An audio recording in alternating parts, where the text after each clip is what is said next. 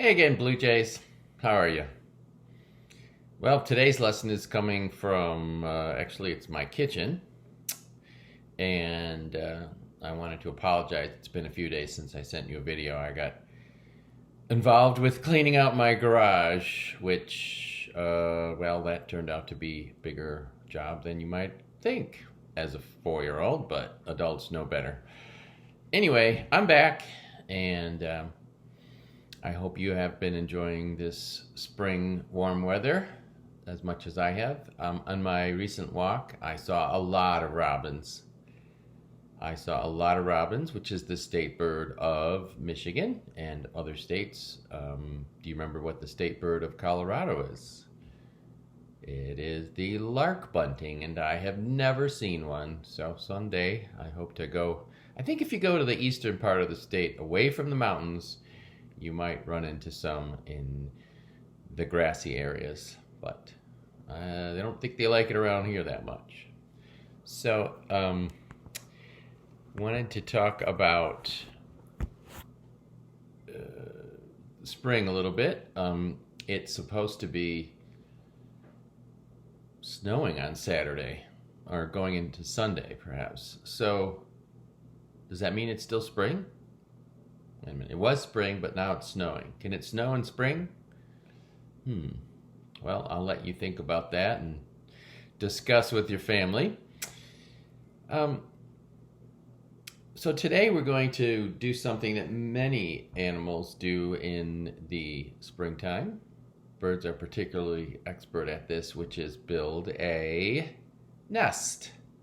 And what I'd like you to do is to first search online for a bit and see if you can find out about nests a little bit. I would just search for bird nest images, and you will find a lot, hundreds of them. I'm wondering if you can find a picture of a bird nest that was made in a cactus, a huge cactus. I'm wondering if you can find bird nests that are made on the ground. And can you find any bird nests that are stuck to the side of a building?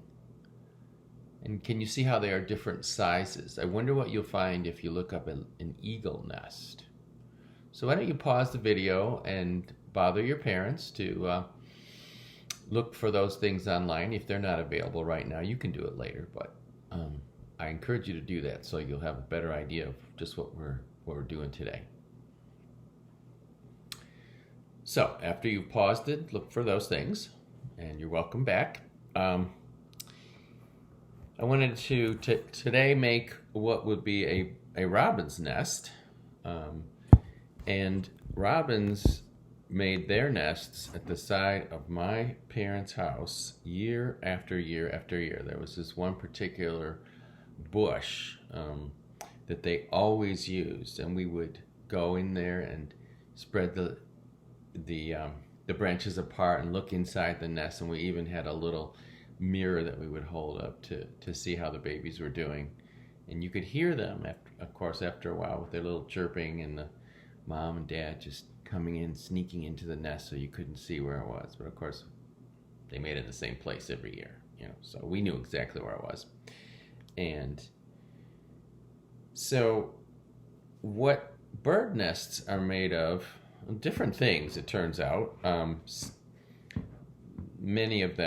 Most of them use plant material, although a few of them, if you're on a beach, there's a bird nest in Michigan. They just lay their little eggs. They're kind of sandpiper. They just lay their eggs on the beach in the middle of the sand and hide them in the little rocks around there. And of course, the eggs are camouflaged to look like they have the same coloring as rocks. So, but most birds make their nests out of plant material stuck together with something, usually. And that something, what do you think that is? What do you think they usually stick their nest together with? What would be outside, and there's a lot of it? Yeah, it's mud or clay. And so that's a lot of what we're going to use today. So I don't. Hopefully you have some clay or Model Magic or even Play-Doh will work for this. I ordered this clay off the internet in the letter. This is the one that I mentioned in the letter to parents. It's really nice clay. It's not really the right color for a bird nest because, well, it's not that camouflage. If you looked at the bush and you saw this, it'd be easy to pick it out. But mostly bird nests are brown and gray and dark colors that blend in well. But this clay is wonderful. It's easy to shape with your hands. Here are some items that I'm wondering if you could tell me, would these materials be good for a bird nest? A little bit of plastic bag, a little bit of paper. Birds would love toilet paper maybe, but hard to get any of that. This is a small rock, and there's a spoon, and here are some grasses that I collected outside and a leaf. What do you think a bird would use in their nest, robins? Well, let's see. We got some hard things and we had some soft things. What do you think would be good for birds to put their little fragile eggs in next to? You think a spoon would be good for that? Oh, I don't know about that. Probably pass on the spoon, don't you think? Let's see, what else? Paper. Would that be a soft thing that birds... Yeah, that's perfect. They would love that. In fact, what do you think? Now, down at the bottom of the nest, let's say this is... I'm not going to make the nest right now, but say their egg was in here, in this part. Would you want something hard or something soft next to the egg? Well, if you've ever felt the inside of a nest, which I have, they're very soft down in this part too. Why would they be soft down there? To protect the eggs. So it's a little cushion area. And when the mom or dad is sitting on them, they don't break. So would this be a good item? First of all, it's pretty hard to pick up, but even smaller pieces of rock would not be good because they'll break. The eggs could crack. Not a good idea. Now, the paper is good. The plastic is actually quite good too, as long as it's a soft plastic. Obviously, hard plastic, the kind that we recycle at school, is probably not a good thing.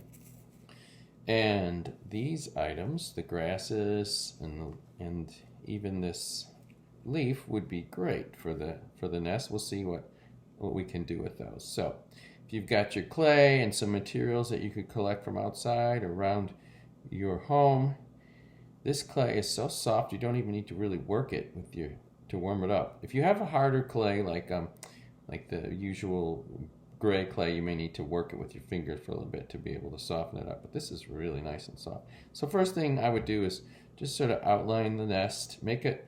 Most nests are what shape? They're round and they're sort of like a what? Like a cup, like when you cup your hands like this, right? To hold the eggs. They're so beautiful. If you looked online, you can see how carefully they're made. And of course, birds have a lot of time. That's the main job they got to do. So they've learned how to do it over millions of years. And so here we are. We're just making a little bowl here. Now the bowl could be different sizes. If you're making a hummingbird nest, do you know how small a hummingbird nest is? I mean, it's like this. It's tiny. And you can imagine how tiny those little eggs are. It's just amazing. They're so adorable. That's even probably bigger than a hummingbird nest. They're just so tiny. And you can find out more about that on the internet. This is about the size of a robin's nest, the ones that we used to have. And of course, if it was sitting in the tree, there would be branches or stems that would be going around it. So the robin will pick a spot where there's where there's a strong support from the branches and the tree around it, or the bush, wherever it is. So you're shaping it into a nice cup, and the outside isn't quite as important. It would be shaped to fit wherever that part of the tree, whatever shape that part of the tree has. And oftentimes they will build it right around the branches, and the branches would be sort of inside. I've had to, when I've collected nests before, you had to cut off the branches or the little twigs that were around it. So we got a nice rounding shape here. Now, birds are better at this. I mean, if you spent like an hour or two on this, and you're welcome, I'm sure you have time now to do a really careful job. You can smooth out the top, smooth out all of this, make it just perfectly smooth. Bird nests are just marvelous. I hope someday you get to touch one. I used to have a bunch of them that I collected when I was teaching in Michigan. So, nature centers often have some that you can touch. So you want to make a nice cup, sort of a shape here, a bowl shape really, and then actually, as you were building this, you would have the plant material typically would be woven right into it. Although, would you want to put the harder stuff, the more stiff things, or the more soft things at the bottom?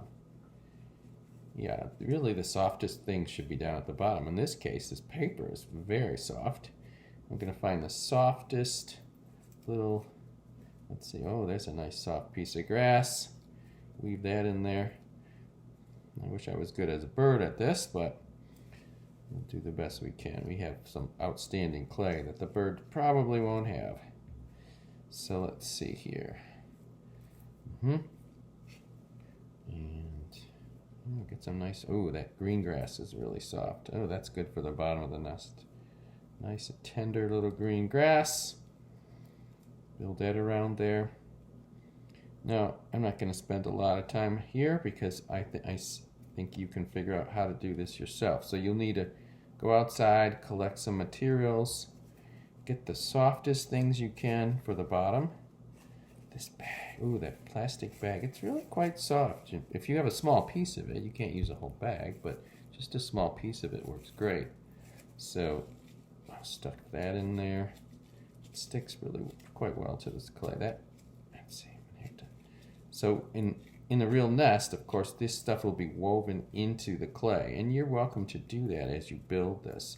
You can kind of push the clay over the top of it a little bit to hold it in there, and you weave it. So birds are expert at weaving things. And if you looked online, oh boy, there's some crazy looking nests. Did you see that?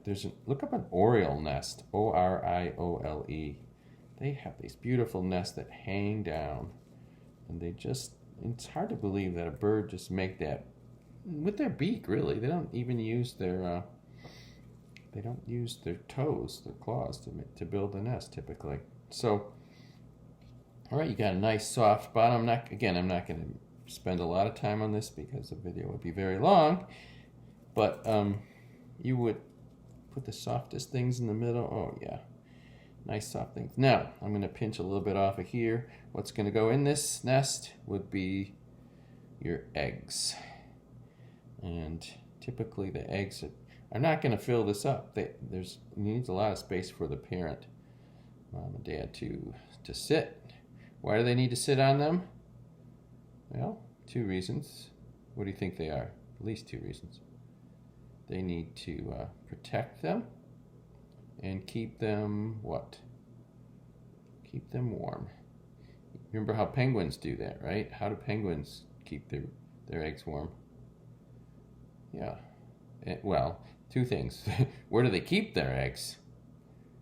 Right out in the snow, right? They make a big ice nest. And they put them on their feet. There's just nowhere to make a nest, no materials.